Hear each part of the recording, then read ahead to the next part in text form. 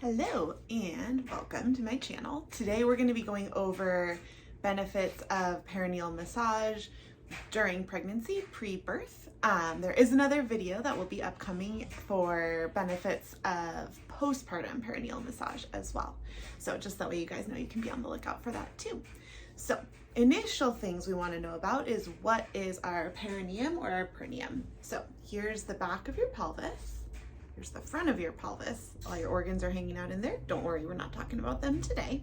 If we flip you this way, this part here is your perineum. So it goes in between the front part of your pelvic floor and the back part.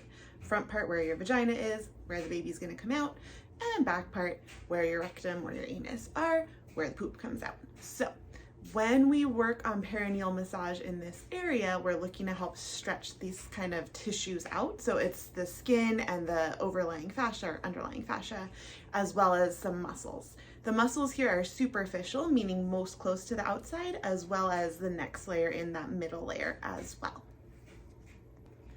So goals with perineal massage are to help reduce tearing during the birth of your baby. As well as help kind of improve comfort, help you feel a little bit more in control of the process. So a nice way to kind of check on the pressure and kind of mimic what you'll be experiencing when you actually try this on yourself is to just make your fingers into kind of an L shape. And then you're either going to use your thumb or one of your other fingers. When I was pregnant, I couldn't get my thumb in there, so I just used actually the back of my middle finger because that was a little bit easier. But basically, you're just inserting about that like distal or end third of your finger up into your vagina and then just putting pressure downwards towards your tailbone or your rectum. It'll feel kind of burny and uncomfortable in the beginning, especially the first couple of weeks, but it is really worthwhile to persist through because it does start to feel a little bit better and you want to just stretch those tissues out. You can think about it this way. In what world would we say, okay, I'm gonna go out and just sprint maximum speed with no warm up, I've been sitting on the couch all day? You're probably gonna like at minimum pull your calf, pull your hamstring, get some cramping, maybe get some tearing. So the idea behind releasing and stretching out that perineal muscle area is that we're helping prep that region because it has to expand a lot in order for that baby to come out. Good news, there's no risks associated with trying this as far as like concerns both during the rest of pregnancy or afterwards. Obviously, if you are doing anything down there and something weird does seem to happen, you do want to follow up with your care team pretty quickly there. So benefits of performing, as I said, you're going to hopefully have less tearing or reduced tearing compared to what you could have had if you didn't try this. You should therefore need fewer stitches. Recovery should be easier. Recovery should be faster. So if you don't have any tearing, you're able to have a successful natural birth pretty quickly on, somewhere in that like 2-3 week range, you're actually kind of recovered and able to be feeling a lot better, doing a lot more stuff. Obviously, the more tearing you have, the longer labor you have, if you end up needing a C-section, all of those things impact your recovery time as well.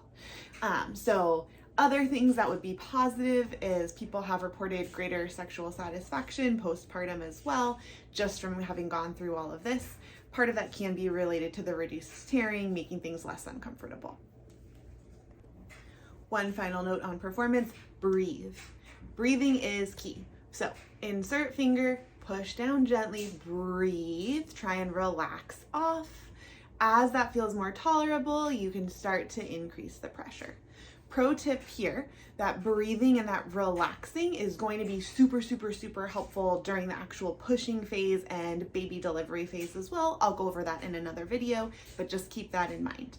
So practicing the perineal massage, extra benefit is you know how to relax and breathe through that stretch that's happening through that perineal area. So we did talk about and touch on the fact that having less tearing in through that vaginal area is resulting in quicker recovery, less painful, pretty much everything postpartum, easier to go to the bathroom, both bladder and bowel side of things, fewer risks of things like pain with intercourse, pain in general, discomfort in general, that quicker recovery, as I said, easier return to walking, running, whatever activities. So the perineal massage is a nice way to help reduce tearing. Something else that can help reduce tearing is not pushing incorrectly during that last stage of labor and delivery and that pushing phase. So as I mentioned, I will have a whole video devoted to how to push properly as well, but just wanting you to know that there are those two pieces, and our takeaway here in our perineal massage video is that that actually does start to prep as well for some of the relaxing that we need to do when we're actually in that pushing phase. Thanks so much for watching. I hope you found this useful. Remember to like, follow, subscribe if you are interested in a little more content. And again, check out the pushing video that's upcoming, as well as there will be a postpartum perineal massage video too.